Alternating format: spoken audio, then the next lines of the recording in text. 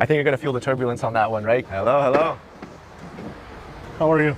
Nice to meet you. I'm Sergi. And Anders, tell me about these flares. This is what makes it rain. These number one flares here, they are flares which are called hygroscopic flares. They burn for about 3 or 4 minutes. They produce larger particles which water droplets latch onto, which then produce rain. These number two here, they are the newer flares. They're referred to as nano flares.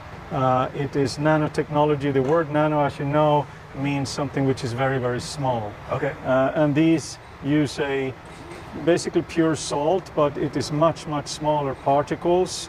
And when you fire them, they just go poof and they leave a dust cloud inside of the rain cloud. And then water molecules, they attach to these particles. But literal salt, like could you season your steak with it?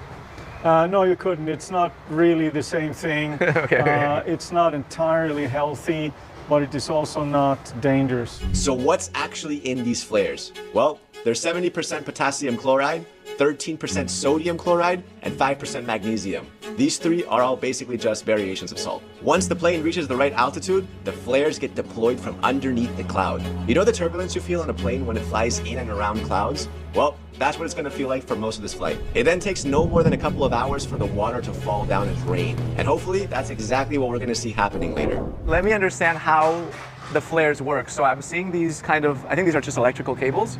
Is this what lights it up? This is what lights it up. So all the flares are similar in the sense that inside of the flare, there's a small powder charge, right? Which is electrically ignited.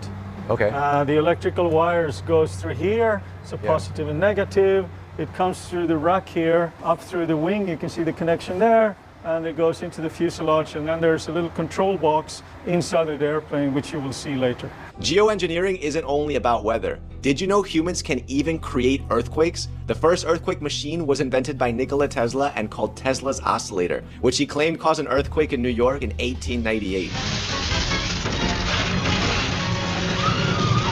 The modern equivalent of Tesla's earthquake machine is called the T-Rex mobile shaker, and it's basically a massive truck designed to shake the ground below it. It can shake the ground in 3 different directions with up to 27 tons of force. That's the weight of 8 Hummers. The T-Rex is an essential tool for earthquake scientific research and for testing infrastructure. Scientists are also studying ways to simulate volcanic eruptions to understand lava flows. Luckily for now, these have only happened in the lab, with scientists creating lava with special machines. These aim to help predict future eruptions and plan for safer evacuations. They must have been told by the government, get everybody out of wherever you are.